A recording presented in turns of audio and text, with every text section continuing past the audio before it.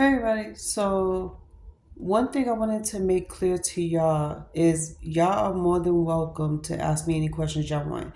It doesn't matter what type of question it is. I'm always down to answer questions because based on what I learned, I think I can tell y'all a good amount of information. And then on top of that, I do ask questions to people's that I want to know a lot from. Is just like the previous videos about the apartment situation, one of the movers that was moving my furniture was asking about vouchers and how to move into apartments and stuff like that. I think this is like the 10th time somebody asked me about this apartment, and they was asking me, how do you get this apartment? Do you need to pay up front? Like, is it three times the amount of the income you need to have, or whatever the case is, like blah blah blah. So I told him, look at my videos. If you do look at YouTube videos, if not, I'll tell you face to face. So I met up with the mover again, and I told him all the information that I know, and then some of the more, extensive information I learned from the property manager. We have a new property manager right now. I like this one. This property manager, she's very more aware and knowledgeable, respectful, sweet, and she does make things clear. So one of the things I heard was everything is changing, policy is changing, and this one is a lot better than the previous one because it was a lot of restrictions when it comes to this apartment. And those restrictions has been lifted off because so many people is here with the same situation, meaning pets wasn't allowed into this building, but they said that even though it was frowned upon, they still can't say no. It's very much accepted.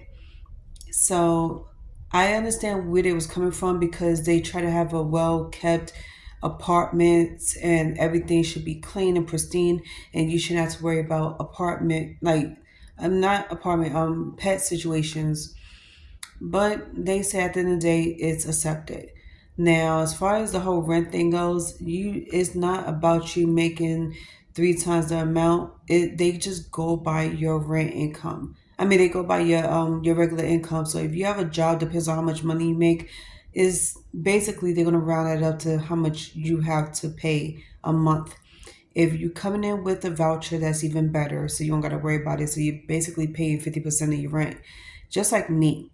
So my voucher is $1,000 a month, and I the rest is on my side, which we're paying. I say 215. The others is like 1400 the rest.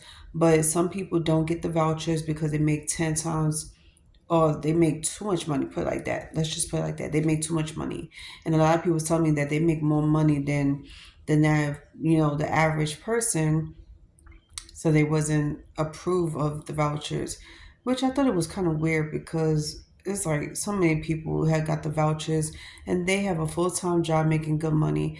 I don't know, but you could try. I said the best way to do is try to get the vouchers. You can go to Nitro, you can go to Phelps, you can go anywhere. Whatever voucher that's acceptable to this apartment, just do it.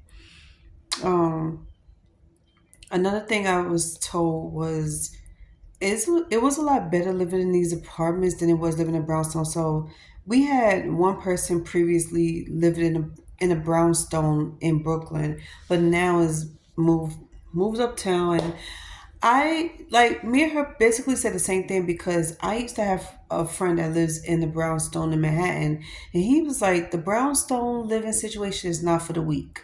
If you are planning on living in the brownstone, you just gotta be prepared for what's to come with it. Meaning, you're gonna have a hard time with maintenance situations, you cleanliness of the environment because one person saw a couple of mice running in and out of her backyard, running through the house, and there was times where she has to like put some stuff down, if you know what I mean, to get rid of it. And then she was constantly, emailing the landlord, and they kept bumping heads. And she said she didn't feel comfortable, safe, and she just wanted to leave. So she was like, I recommend y'all don't move into the brownstone. But it's like it depends on where you at. If you got a good relationship with the landlord or whatever the case is, and you very resourceful. Some people that move into these brownstones came already equipped with knowing how to maintain a place, knowing how to fix things, and some people just got the money for it. So money talk, bullshit walk, right? So just take it easy when it comes to thinking about moving into things like that. And if I was y'all, I would keep looking up on every information you could find based on rent situations in these type of apartments and rent stabilized apartments. And like I said, the best thing about it is that they do go by your income. Okay, maintenance is not an issue over here. Everybody's on top of their game.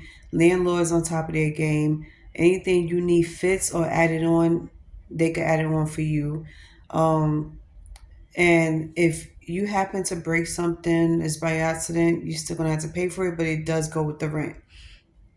So it's not like you're paying like out of pocket unless you want something different.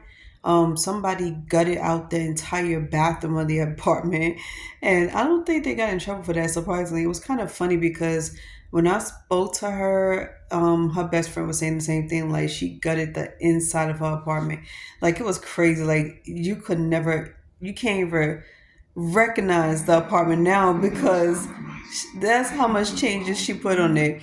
But here's the thing, we cannot put no nails into the walls. If you put nails in the walls, you're gonna have to put some spackle on it and cover up yourself and just make it look like it never been happening. These are matte walls. These are not high gloss walls. So this type of paint you're gonna have to find on your own and cover it up. So that's the reason why they say no nails in the wall. And it kind of sucks because there's a lot of pictures I want to hang up, and command hooks does not have the right size for these pictures for me to hang up. So if y'all have any, additional ideas on how to, where to find some really good hooks that's not that you don't need to nail on the wall, let me know. Command strips are very weak when it comes to these walls and pictures. These pictures was up to 4 pounds and it keeps falling off. Okay, so I need some really good advice on where to get the right hooks for these pictures. It's like I don't want to show the entire apartment yet until all the pictures I want is hung up. Everything else is already put in place, which I love. And this house, I mean, this apartment starting to feel like a home. It really does, and I love it. So when I go to sleep, I go to sleep very proud. I wake up very proud because I'm making it my own. And kind of find out, I am a minimalist. I love dark colors, but I'm also introducing myself to bright colors as well. So please, your help is very much needed and appreciated. And until then, I'll see you in the next video.